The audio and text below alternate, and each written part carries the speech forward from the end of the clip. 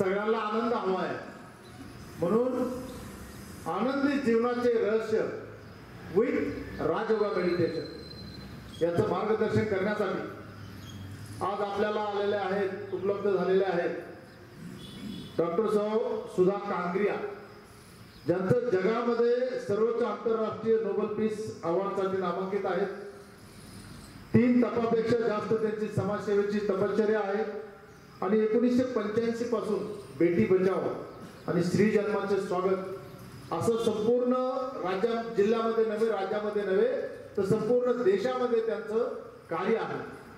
आपण भाग्यशाली आहोत की आपल्याला त्यांनी एवढा त्यांचा बहुमूल्य वेळ आपल्याला दिलेला आहे आणि खऱ्या अर्थाने आज ते त्यांच्यासोबत अमृत घेऊन आलेले आहेत। ओम शांती।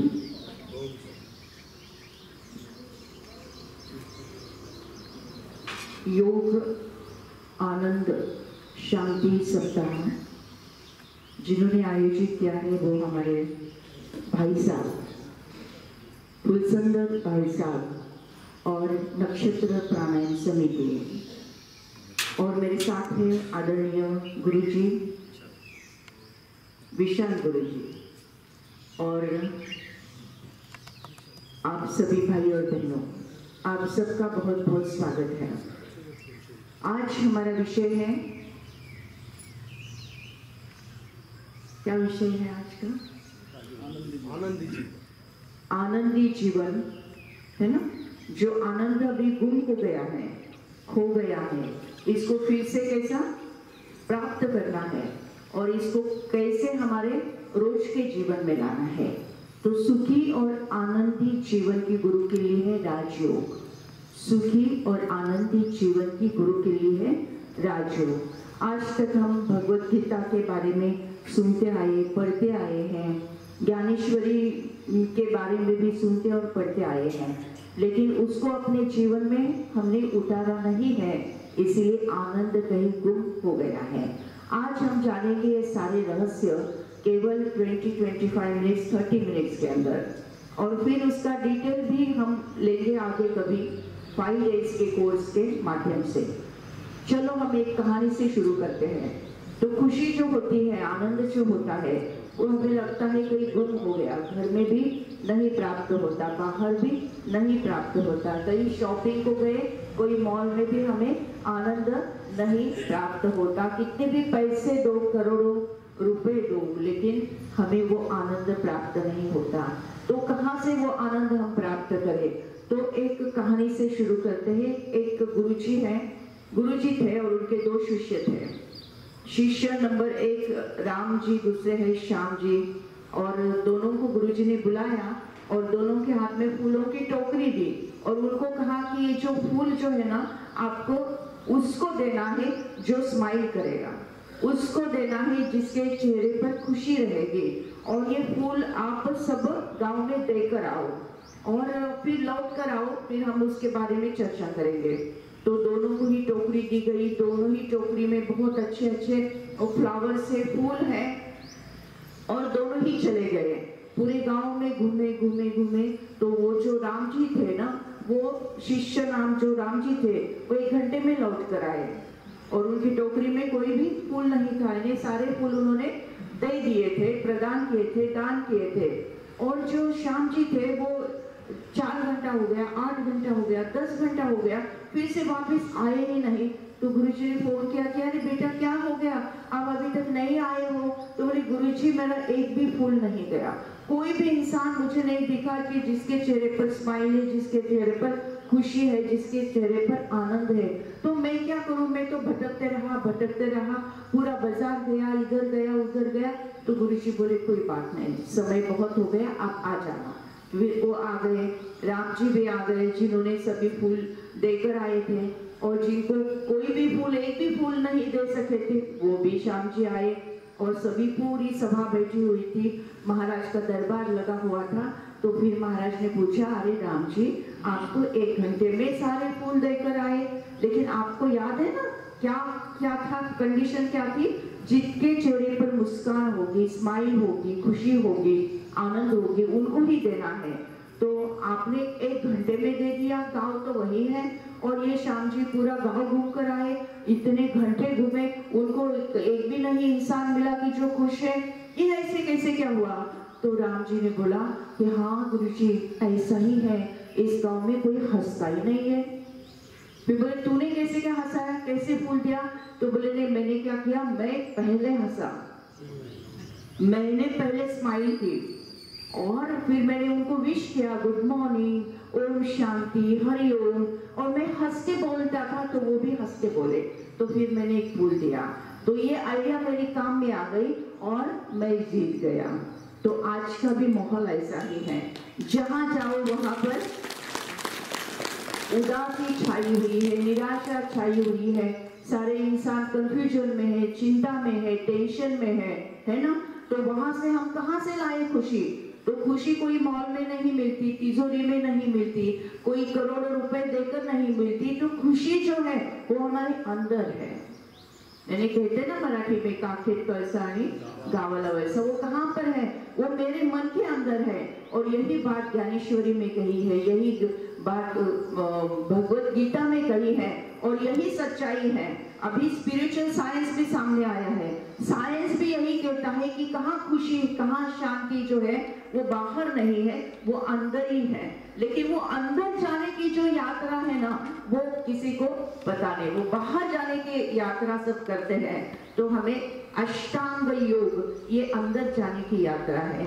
जैसे कहते हैं ना, एक छोटी सी स्टोरी मैं आपको बोलती हूँ कि एक था बड़ा लॉक, और लॉक को क्या करना था, ओपन करना था। तो उधर से एक हथौड़ा आया और वो बोला मैं तो इतना शक्तिशाली हूँ, मेरा भी वजन बहुत अच्छा है, तो मैं ये इसको लॉक को ठोक ठोक के क्या करूँगा, खोलूंगा।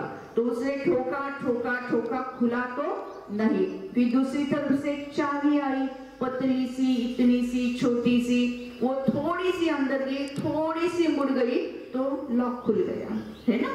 तो ये जो जीवन का जो रहस्य है वो अंदर की यात्रा में है, बाहर की यात्रा पे नहीं। बाहर जैसे हथौड़ा जैसे कितना भी ठोको ना, तो लेकिन लॉक, हमारी जीवन के प्रश्न नहीं छूटने वाले हैं, हमारा लॉक नहीं खुलने वाला है। उसके लिए क्या चाहिए, क्या चाहिए? तो उसके लिए चाबी जैसा अंदर जाते आना चाहिए। जहां मुड़ना होता है, जहां टर्न होना होता है, वहां टर्न होते आना चाहिए। जहां पर जैसे घर परिवार में है, दोस्तों में है, तो कहाँ भी अगर हमें पीछे आना हो, कभी क्षमा भी मांगनी हो, 2 कदम पीछे भी आना हो, तो भी वो मुड़ना, वो टर्न करना बहुत इंपॉर्टेंट होता है। तो ये है राजयोग। राजयोग ये अंदर में, अंदर जाने की यात्रा है, और इसी को आज हम जान लेंगे। सबसे पहले जो वर्तमान समय हम देख रहे हैं, हरी भरी करी का जमाना है। बीमारियां तो हर घर में बढ़ती जा रही हैं। डायबिटीज है, हाइपरटेंशन है, एसिडिटी है, कैंसर है, हार्ट के प्रॉब्लम से। इसीलिए तो फुलसुंदर साहब ने ये पूरा सप्ताह चलाया, रोज अलग अलग एक डॉक्टर्स को बुलाया और आप सबको ज्ञान दिया है कि हार्ट डिसीज से कैसे परे होना है, कैंसर से कैसे दूर होना है। और यही बहुत इंपॉर्टेंट है, क्योंकि घर घर में आज क्या हो रहा है, घर घर में बहुत ही ज्यादा बीमारियां फैलती जा रही है। ना केवल शारीरिक, मानसिक बीमारियां, डिप्रेशन है, एंजाइटी है, यानी कि सुसाइडल टेंडेंसी है, ये ऐसी बढ़ती जा रही है। सबका एक ही सॉल्यूशन है, वो है अंदर की यात्रा। निरोगी रहना है, अंदर की यात्रा। खुश रहना है, अंदर की यात्रा। धन से भी समृद्ध होना है, उसके लिए भी अंदर की यात्रा। ये अष्टांग योग है। अष्टांग योग जो है, यम, नियम, आसन, प्राणायाम, प्रत्याहार, धारणा, ध्यान और समाधि। ये अष्टांग योग जो करेगा ना, वो सदा ही खुश रहेगा। तो इसमें अभी हमने आसन जाने, हमें अपने प्राणायाम जाने, यम नियम के बारे में तो शायद आपने बताया होगा ही है। यम नियम हमें समझाता है कि जीवन में मर्यादाएं क्या होनी चाहिए, यानी आंखों से क्या देखना है, क्या नहीं देखना है, कानों से क्या सुनना है, क्या नहीं सुनना है, मुख से क्या बोलना है, क्या नहीं बोलना है, इसके भी नियम होते हैं। वो नियम ही पहली श्रेणी आती है। यम नियम, आसन प्राणायाम हमने की है, प्रत्याहार इंद्रियों को कंट्रोल में हमने किया है, धारणा दिव्य गुणों की धारणा हमने करना चाहिए, और साथ में ध्यान, राजयोग का ध्यान। जो संत ज्ञानेश्वर ने किया था, जो श्री कृष्ण जी ने किया था, जो अपना जीवन समृद्ध करने वाला है, निरोगी करने वाला है, खुशनुमा करने वाला है, ये ज्ञान तो है क्या राजयोग। तो वर्तमान समय जो अंधेरा छाया हुआ है, कौन सा अंधेरा? अनाचार, दुराचार, भ्रष्टाचार, पापाचार, सब तरफ देखो तो दुख और उलझन, ये दोनों से सारी दुनिया उलझ गई है। ये अंधेरा है। अगर इस अंधेरे को, है ना, अंधेरे को निकाल कर उजाले को अगर लाना है, समझो अभी यहाँ पर हम नक्षत्र उद्यान में बैठे हैं और यहाँ समझो रात हो गई और अंधेरा हो गया और किसी को बोला कि ये अंधेरा निकाल दो, तो 2-4 व्यक्ति आए बकेट लेकर, वो बोले कि चलो मैं अंधेरा यहाँ पर भरता हूँ बकेट में और बाहर फेंकता हूँ, और रात भर करते बैठे, क्या लगता है आपको अंधेरा हटेगा? हटेगा? उसके लिए क्या करना चाहिए? क्या करना चाहिए? वाह वाह, भाई जी के लिए तालियां बजाओ, जोर से तालियां, और ऊपर हाथ जोर से तालियां। करेक्ट। तो अंधेरा कितना भी हो, अंधेरे को पकड़ के फेंक नहीं सकते, अंधेरे को गुड बाय नहीं कह सकते, लेकिन अच्छाई इसमें है कि हमें एक दिया जलाना चाहिए। दिया छोटा भी हो, है ना, एक वाटी का भी दिया हो, लेकिन उससे भी अंधेरा भाग जाता है। तो वो अंधेरा प्रज्वलित करने का पहला राजयोग का पहला पाठ है कि अंधेरे को भगाने के लिए एक दिया प्रज्वलित करो, और वो दिया है आत्मदीप, आत्मज्योति। तो साइंस भी कहता है कि एक आत्मज्योति है, आत्मदिया है, और वो कहाँ है? तो अपने पूरे शरीर में, हमारे भुरकुटी के बीच में, यानी जो ललाट होता है ना, ये ललाट के बीच में जहां हम कुमकुम लगाते हैं, तिलक लगाते, वहां पर वो दिखता कैसा है? जैसे अंतर्मन की ज्योति होती ना, ज्योति, वो वैसा दिखता है, जस्ट पॉइंट ऑफ लाइट। और दूर से देखा तो वो चमकता हुआ दिव्य सितारा दिखाई देता है।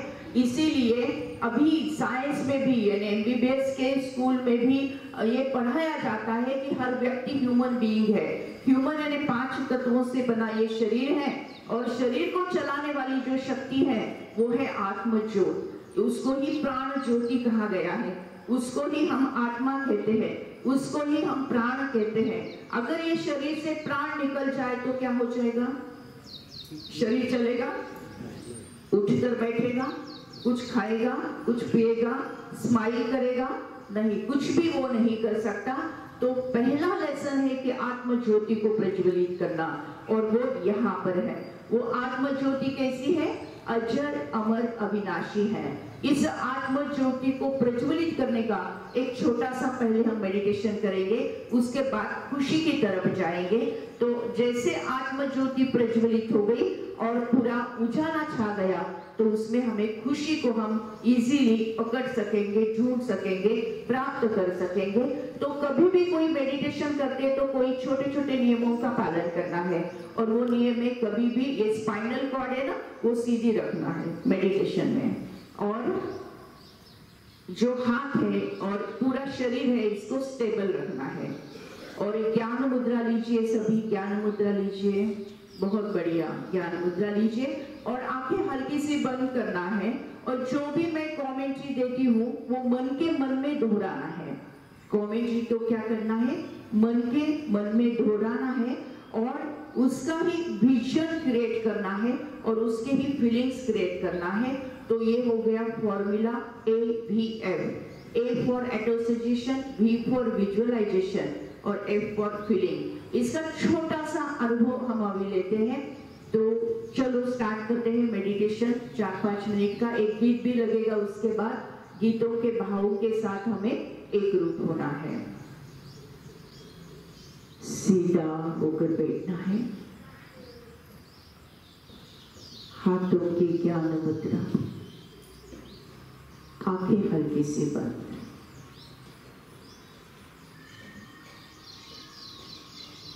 साक्षी भाव से सांसों को महसूस करना है। आने वाले श्वास, जाने वाले श्वास, जो भी हो जैसी भी हो, इसको महसूस करना है। धीरे धीरे अपना ध्यान ललाट के मध्य भाग में, जहां हम कुमकुम लगाते, तिलक लगाते, वहां पर विजुअलाइज करें, फील करें एक ज्योति, आत्म दीप, अंतर मन की ज्योति,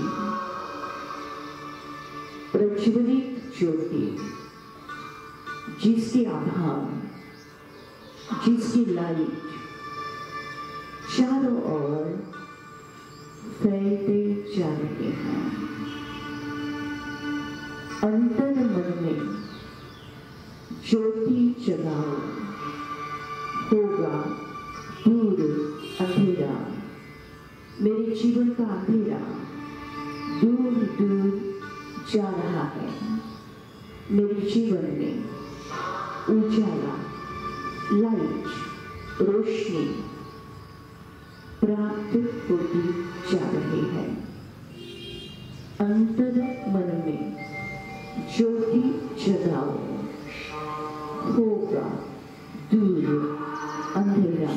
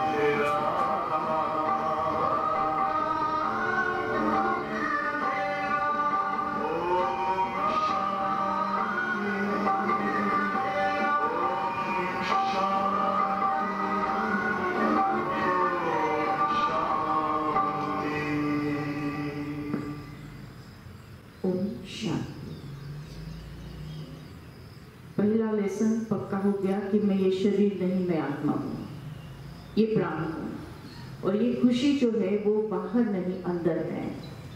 अंदर यानी हमने समझा कि भ्रुकुटी के बीच में विराजमान चमकता हुआ दिव्य सितारा, ये मैं आत्मा हूँ।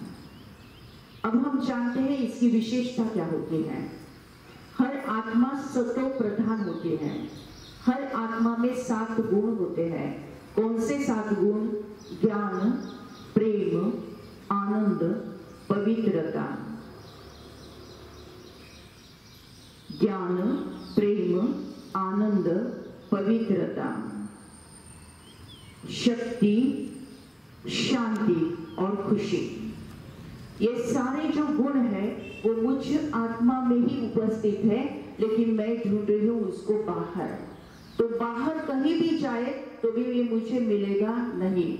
हमने हमारे खुशी का रिमोट कंट्रोल दूसरों को दे दिया है ना, कि ये इंसान मेरे साथ अच्छी बातें करेगा तो मुझे खुशी होगी, ये मेरा काम समय पर होगा तो मुझे खुशी होगी, ऐसी ऐसी परिस्थिति मेरे सामने आएगी तो ये मुझे खुशी होगी, मेरे घर में सोफा सेट आएगा तो मुझे खुशी होगी, मुझे कहीं जाने के लिए सहूलत मिल जाएगी तो मुझे खुशी होगी।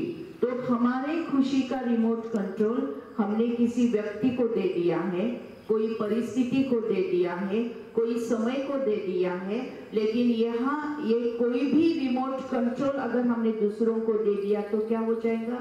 जैसे मेरे सामने टीवी है और मुझे देखना है peace of mind TV channel, और मैंने ये रिमोट कंट्रोल दूसरों को दे दिया तो उनके हाथ में रिमोट कंट्रोल आया तो वो कौन सी भी चैनल चलाएंगे, जो उनको चाहिए वो चलाएंगे, और मुझे नहीं चाहिए वो मुझे देखना पड़ेगा, कंपल्सरी देखना पड़ेगा। तो जो जो रिमोट कंट्रोल हमने दूसरों के हाथ में दिया है उसको क्या करना पड़ेगा? फिर से मेरे हाथ में लेना पड़ेगा। नहीं तो at a time remote control हम 10-12 व्यक्तियों को भी दे देते हैं, है ना, कि बेटे को भी रिमोट कंट्रोल दे दिया, पति को भी दे दिया, पत्नी को भी दे दिया, सासू माँ को भी दे दिया, सहेली को भी दे दिया, वो दुकान वाले को भी दे दिया। ऐसे बहुत सारे व्यक्तियों को हम रिमोट कंट्रोल दे देते हैं, फिर सभी अपना अपना रिमोट कंट्रोल यूज करते हैं और हमें फिर नचाते हैं, कोई ऐसा कोई वैसा कोई वैसा। आज ऐसी परिस्थिति हो गई है।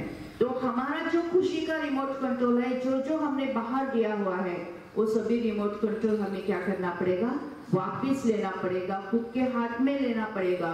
और मैं स्वयं ही आनंद स्वरूप आत्मा हूँ, मैं स्वयं ही खुश स्वरूप आत्मा हूँ, मैं स्वयं ही शांत स्वरूप प्रेम स्वरूप आत्मा हूँ।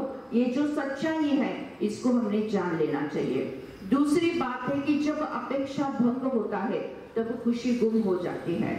तो स्पिरिचुअल साइंस में हम ये जानते हैं कि हर व्यक्ति कैसे एक आत्मा है, और आत्मा एक सीडी जैसी है। सीडी होती है ना, सीडी, जैसे हम पहले सीडी प्लेयर में सीडी डालते थे, जो गीत उसमें रिकॉर्ड किए हैं वही प्ले होते थे।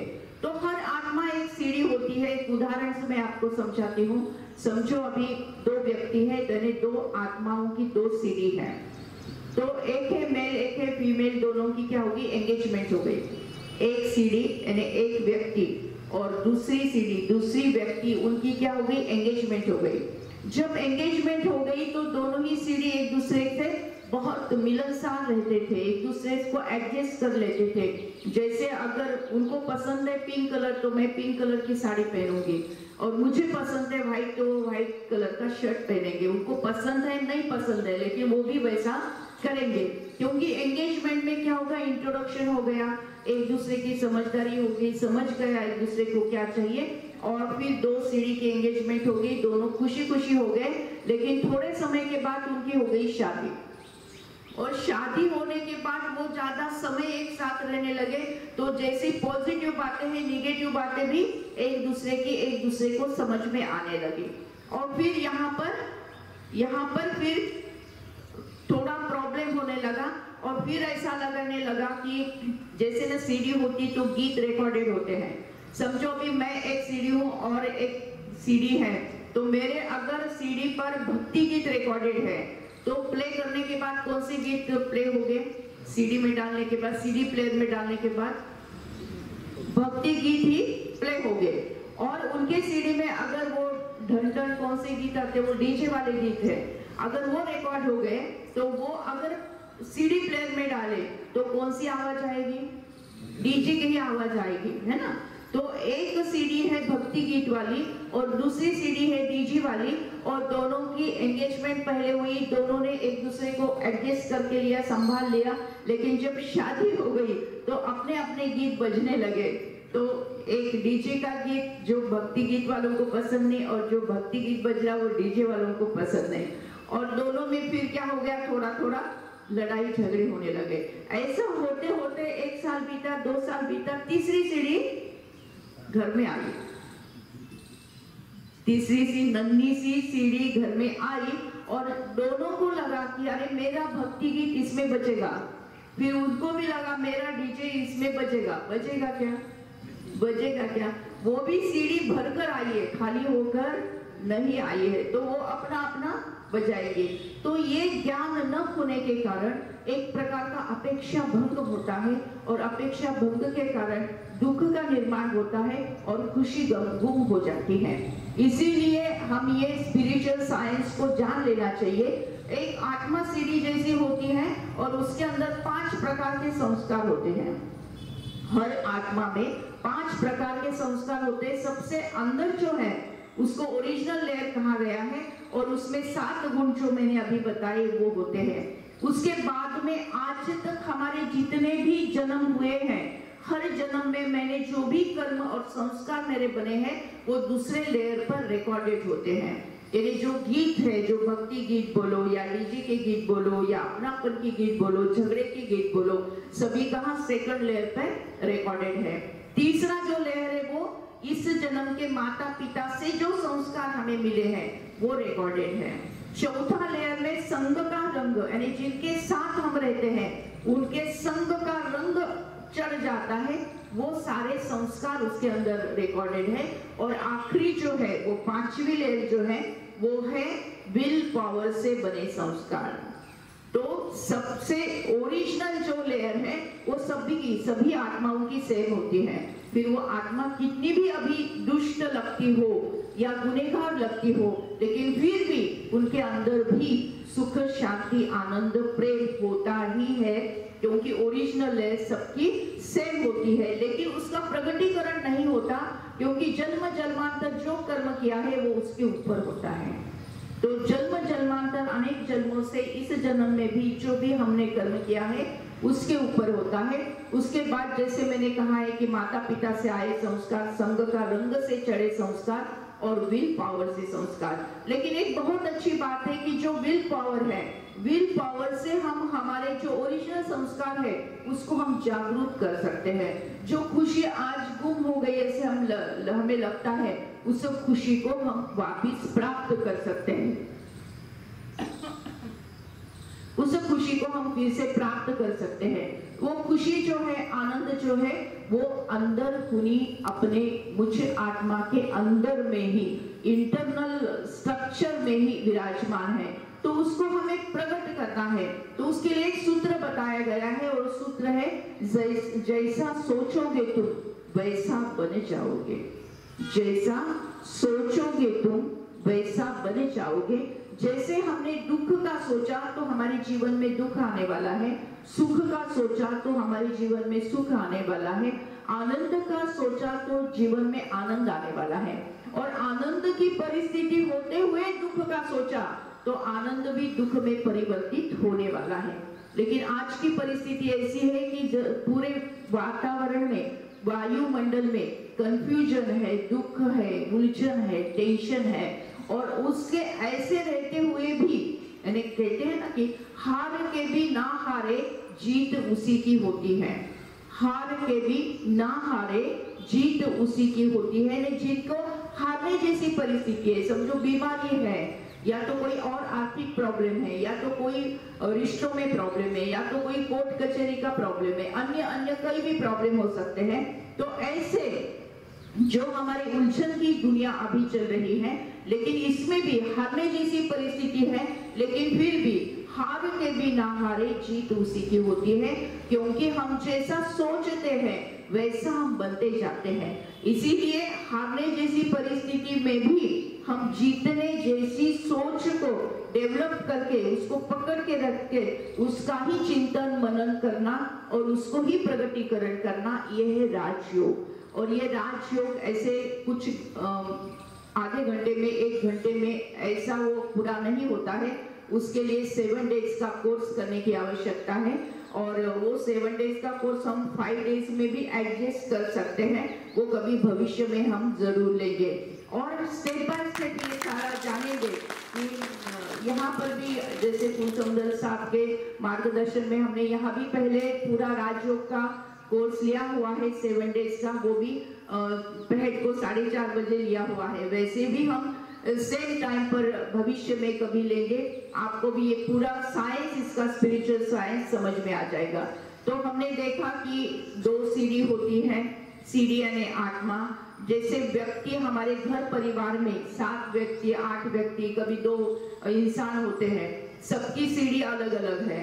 तो अगर डीजे की सीढ़ी से मैं अपेक्षा करूं कि भक्ति गीत बजेगा, बजेगा क्या? हम अपेक्षा करेंगे 2 साल बाद बजेगा, बजेगा क्या? 8 साल बाद, 10 साल बाद, कभी भी नहीं बजेगा। तो अपेक्षा करना सही है या अपेक्षा करना गलत है? अपेक्षा करना गलत है, क्योंकि वो सीडी में वो रिकॉर्ड ही नहीं है, रिकॉर्डिंग हुआ ही नहीं है, वो प्ले कभी होगा नहीं। तो घर परिवार में 7-8 व्यक्ति रहते, कार्य क्षेत्र में 10-12 या 100-150 व्यक्ति रहते हैं, सब अलग अलग सीडी है, सबकी अलग अलग रिकॉर्डिंग है। इसीलिए किसी से भी अपेक्षा करना अपनी गलती है।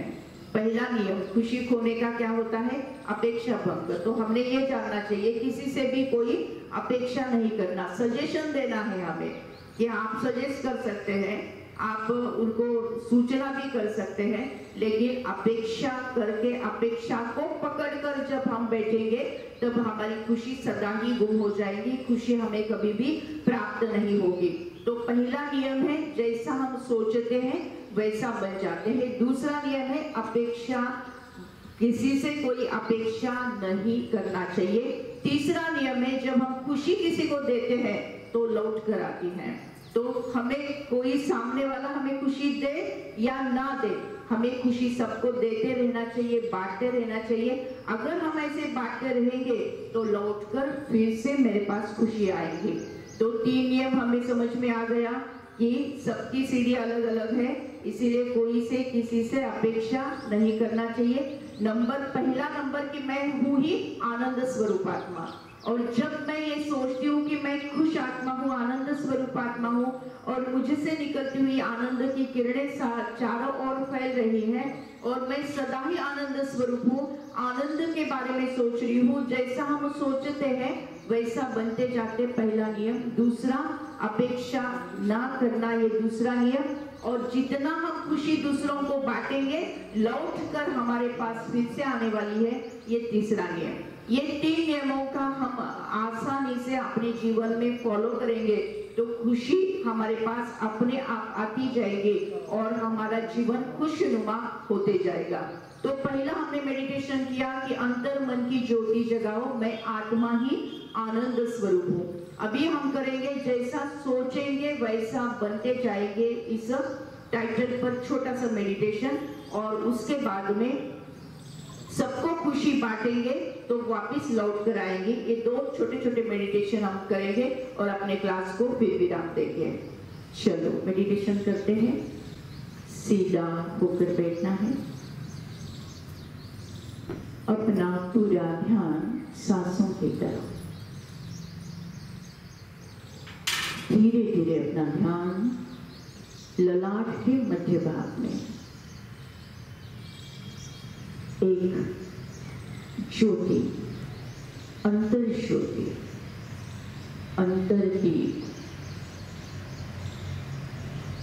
स्पिरिचुअल साइंस महावाक्य, जैसा सोचेंगे तुम वैसा बने जाओगे। स्वयं को देखें, अंतर मन की ज्योति को देखें, मन के मन में दोहराई, मैं आनंद स्वरूप आत्मा हूं।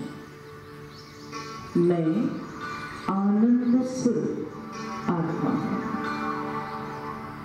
मैं आनंद स्वरूप आत्मा हूं। मन के मन में दोहराई, मैं सदा खुश रहने वाली आत्मा हूं। खुशी मेरी प्रॉपर्टी है। खुशी मेरी ओरिजिनलिटी है।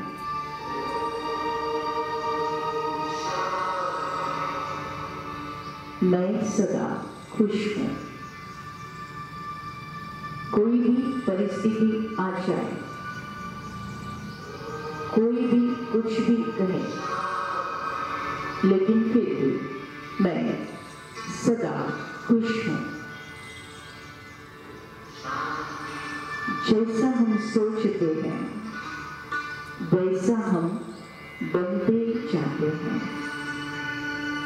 खुशी मेरी ओरिजिनलिटी है। मैं सदा खुशनुमा आत्मा हूं।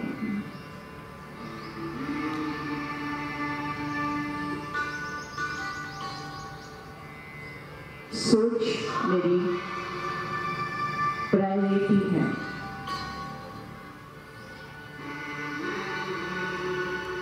जैसा सोचोगे तुम वैसा बन जाओगे। जैसा सोचोगे तुम वैसा बन जाओगे।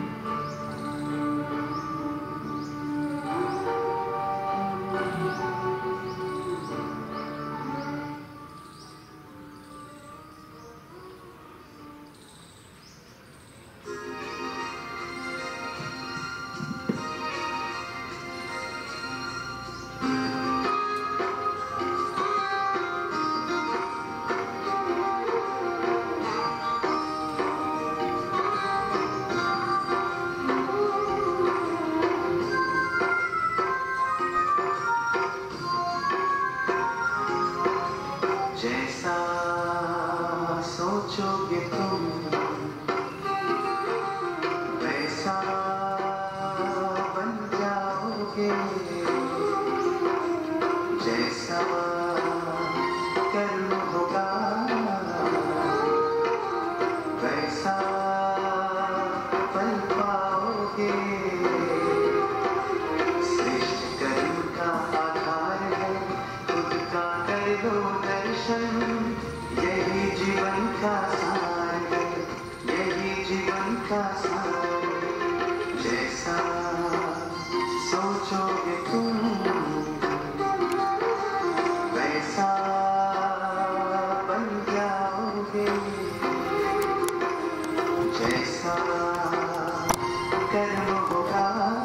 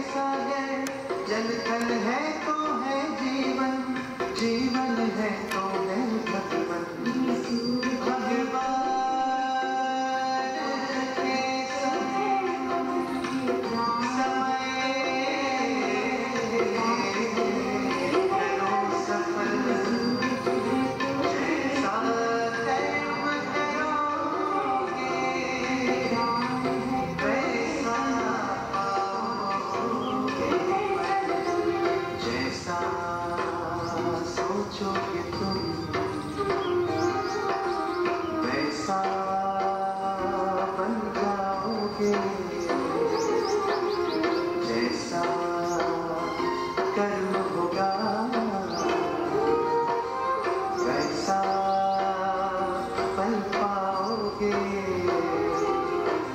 श्रेष्ठ कर्म का आधार है खुद का कर दो दर्शन, यही जीवन का सार है, यही जीवन का सार है। जैसा सोचोगे तुम वैसा बन जाओगे, जैसा कर्म होगा वैसा पल पाओगे। जैसा सोचोगे तुम वैसा बन जाओगे, जैसा। ओम शांति। खुश रहने का पहला सूत्र हमने जाना कि मैं आत्मा ही आनंद स्वरूप हूँ। दूसरा सूत्र हमने जाना कि जैसा हम सोचते हैं वैसा हम बनते जाते हैं। तीसरा सूत्र हमने जाना कि हर सीढ़ी अलग अलग होती है, रिकॉर्डिंग अलग अलग होता है, तो अपेक्षा नहीं करना यही खुश रहने का एक बहुत अच्छा सूत्र है। और आखिरी सूत्र हम जानेंगे और वो है कि खुशियों को बांटना है। जितना खुशी हम बांटेंगे उतना खुशी लौट कर हमारे पास आएंगे। हम ऐसा डिसीजन ही लेना चाहिए, जैसे कभी हमारे पास 100 रुपए होते हैं और हमें कभी शॉपिंग को जाना होता है तो हम कहाँ यूज करें, ये हमारा पहले से प्लानिंग होता है। तो रोज हम एक प्लानिंग अपना होना चाहिए कि मैं कम से कम 10 व्यक्तियों को खुशी बांटूंगी, 10 व्यक्तियों को खुशी बांटूंगी। आप देखोगे एक महीने के अंदर 20 गुना खुशी लौट कर आएगी। लेकिन हम स्वयं भी दुखी रहते हैं और दुखों का ही विस्तार करते हैं, इसलिए अपना जीवन दुख में उलझ जाता है और यही दुख का एक दुष्ट चक्र शुरू हो जाता है। इसीलिए स्वयं ही मैं खुश आत्मा हूँ, इसको सिमरण करते हुए खुशी को क्रिएट करना है, खुशी को रेडिएट करना है, खुशी का दान करना है, तो लौटकर ये फिर से हमारे पास आएगी। तो वर्तमान समय हम देखते हैं जैसे मोबाइल की बैटरी डिस्चार्ज हो तो उसके एप्लीकेशन चलते नहीं, वैसे ही आत्मा रूपी बैटरी डिस्चार्ज हो गई, इसलिए उसके खुशी के एप्लीकेशन चलते नहीं। तो अभी ये आत्मा रूपी बैटरी को चार्ज करना पड़ेगा, जैसे हम मोबाइल चार्ज करते हैं। मोबाइल का चार्जर तो हमें पता है, लेकिन आत्मा का चार्जर है परम आत्मा। ये परम आत्मा की परिभाषा समझाने के लिए 2 घंटा तो लगेगा, लेकिन मैं 2 मिनट में ही एक इंट्रोडक्शन देती हूँ कि जो परमात्मा सर्वोच्च है, सर्वश्रेष्ठ है, सर्वज्ञ है। सर्वज्ञ यानी सर्व सृष्टि का आदि मध्य अंत का ज्ञान होने हैं। सर्वपरे है यानी कोई भी जन्म मरण के चक्र में वो नहीं अटकते, कर्म फल के चक्र में नहीं अटकते, सबसे परे है। सर्वोच्च, सर्वश्रेष्ठ, सर्वज्ञ और सर्वपरे, सर्वशक्तिमान, सबसे शक्तिवान है। सदैव दाता, सदैव दान करने वाले हैं और उसके साथ साथ सर्वधर्म मान्य है। परमात्मा निराकार है, जस्ट पॉइंट ऑफ लाइट है, बिंदु में सिंधु समाया हुआ है। परमात्मा परमधाम निवासी है। तो वहां जाकर हमें हमारी आत्मा रूपी बैटरी अगर हम चार्ज करें तो हम स्वयं ही खुशी से भरपूर हो जाएंगे। जब खुशी से भरपूर हो जाएंगे तो खुशी को बांटने लगेंगे, और जब खुशी बांटने लगेंगे, खुशी का दान करेंगे, तो लौट कर फिर से हमारे पास आएगी। लेकिन एक नियम है कुदरत का, जो हम देते हैं मल्टीप्लाई बाय 2 होकर, दुगाना होकर हमारे पास आती है।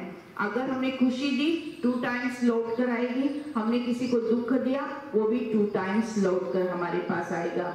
लेकिन कहाँ जाता है, अभी आपका कोर्स होने के बाद आपको ध्यान में आएगा कि जब हम संगम युग में होते हैं, कलयुग को छोड़ के संगम युग में जाते हैं, तो उसकी परिभाषा और भी चेंज हो जाती है। जो हम देते हैं वो 100 गुना लौट कर आते हैं। ये संगम युग की परिभाषा है। लेकिन आज हम कहाँ पर है? कलयुग में है। तो कम से कम 2 टाइम तो भी वो लौट कर आने वाला है।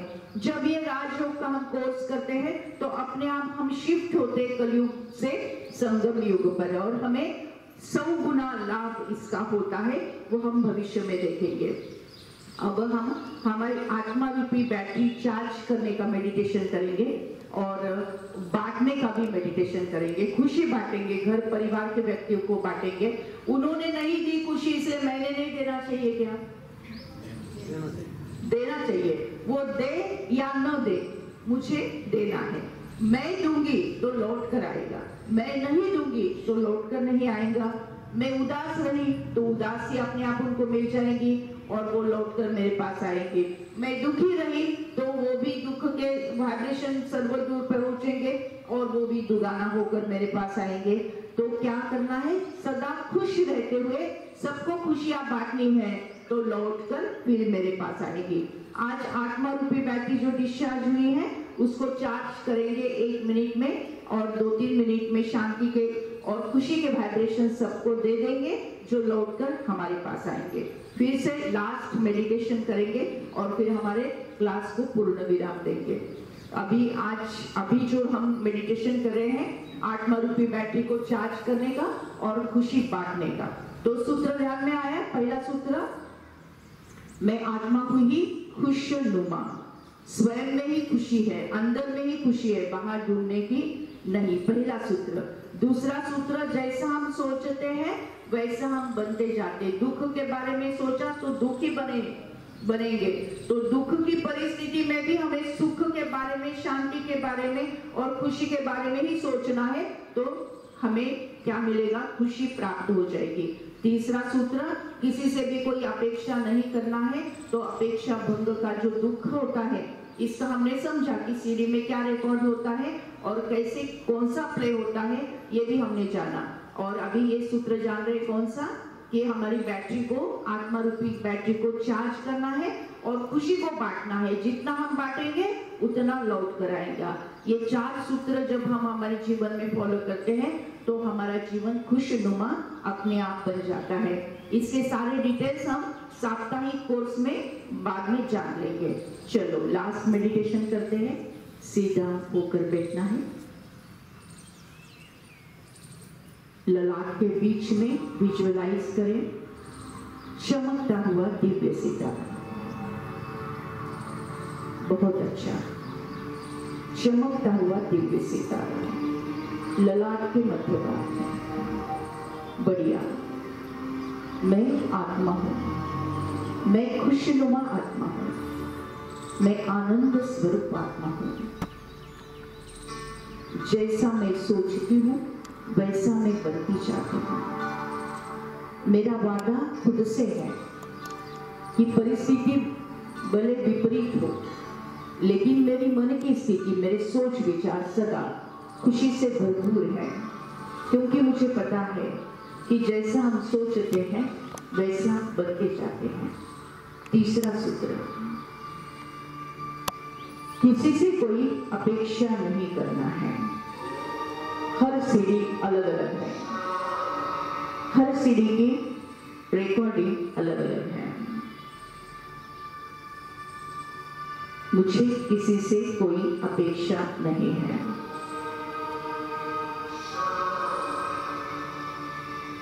चौथा सूत्र, आत्मा रूपी बैटरी को चार्ज कर खुशियों को बांटना है। जितना खुशियां हम बांटेंगे लौट कर आएंगी 2 टाइम्स दुगना होकर। स्वयं को देखें, पुरकुटी के मध्य चमकता हुआ सितारा।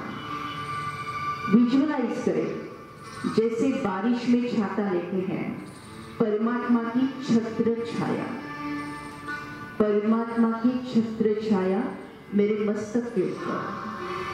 वहां से लाल सुनहरी किरणों की बरसात मेरे शरीर पर, मुझ आत्मा पर होती जा रही है। परमात्मा की छत्र छाया, वहां से बरसात, खुशी की बरसात, और खुशी की बरसात आत्मा रूपी बैटरी को चार्ज कर रही है। 50% चार्ज, 60% चार्ज, 80% चार्ज, 100% चार्ज। मैं खुश हूँ, मैं सदा खुश हूँ, मैं खुशी से भरपूर हूँ, मैं खुशी से संपन्न हूँ। मुझसे निकलती हुई खुशी की किरणें चारों ओर फैलते जा रही हैं। विजुअलाइज करें, खुशी फैल रही है। ये खुशी मेरे घर परिवार के सारे सदस्यों को, आत्माओं को प्राप्त हो रही है। सदा खुश रहो का मंत्र मुझे प्राप्त हुआ है। मैं आत्मा सदा खुश हूँ। खुशी के वाइब्रेशंस मुझसे निकलते हुए मेरे घर परिवार में फैलते जा रहे हैं। माता जी खुश, पिताजी खुश, भाई जी खुश, दीदी जी खुश, नन्हे मुन्ने बच्चे खुश। यही खुशी के वाइब्रेशंस मेरे पड़ोस में, मेरे कॉलोनी में, अहमदनगर शहर में, अहमदनगर जिले में फैलते जा रहे हैं, फैलते जा रहे हैं, फैलते जा रहे हैं। यही खुशी के वाइब्रेशन संपूर्ण महाराष्ट्र में, संपूर्ण भारत में, संपूर्ण विश्व में फैलते जा रहे हैं, फैलते जा रहे हैं। सदा खुश रहो, मुस्कुराते रहो, खुशी का खजाना लुटाते रहो। सदा खुश रहो, मुस्कुराते रहो, खुशी का खजाना लुटाते रहो।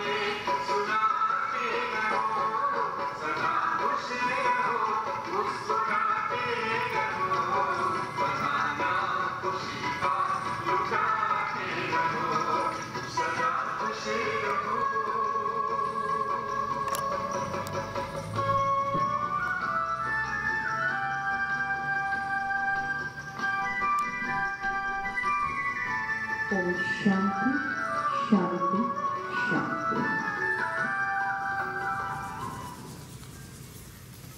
तो आज हमने जाना खुश रहने की गुरु के लिए राजयोगा मेडिटेशन के टिप्स। खाली टिप्स जाने हैं।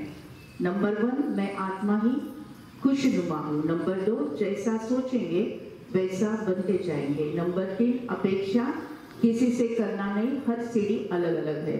और नंबर 4, जितना खुशी बांटेंगे उतना खुशी लौट कर आएगी। ये सूत्र हम हमारे जीवन में फॉलो करेंगे तो हम सदा खुश रहेंगे। आप सबको बहुत बहुत बधाई देती हूँ। आप सबका जीवन खुशी से भर जाए, यही ईश्वर के चरणों में प्रार्थना करती हूँ और मेरे ये सेशन को यहाँ पर विराम देती हूँ। ओम शांति शांति शांति।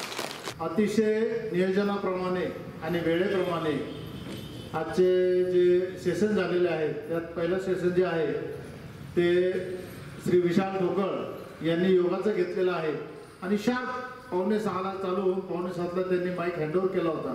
आणि दुसरं सेशन डॉक्टर सुधाताईंनी की आनंदी जीवनाचं रहस्य काय आहे हे आपल्याला सांगितलेलं आहे।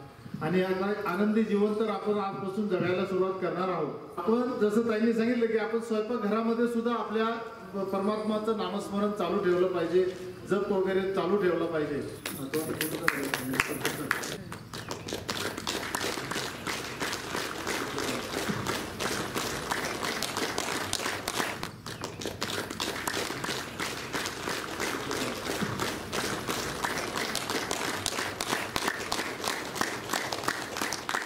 रोटरी क्लब ऑफ अहमदनगर संचालित रोटरी पीस की तरफ से हम सम्मान करने जा रहे हैं। सबसे पहले हमारे मार्गदर्शक आदरणीय भगवान फूलसुंदर सर, इनका सम्मान हो रहा है। मैं रोटरी के अध्यक्ष देशमुख सर, दीपक भाई और डॉक्टर प्रकाश जी कामकरिया माजी अध्यक्ष, इनको निवेदन करती हूँ कि आप मंच पर आ जाइए। और डॉक्टर फूलसुंदर सर का सम्मान रोटरी के माजी अध्यक्ष डॉक्टर प्रकाश कामकरिया ये कर रहे हैं। बहुत बहुत धन्यवाद।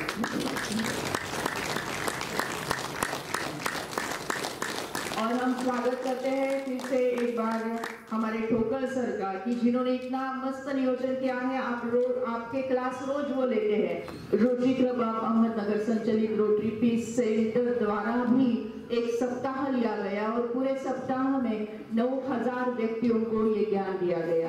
ये पूरे सप्ताह में हम स्वागत करें ठोकर सर का। पतंजलि के बहुत ही बड़ा योगदान देने वाले आदरणीय सर हैं, इनका हम सम्मान करने जा रहे हैं। जोरदार तालियों से।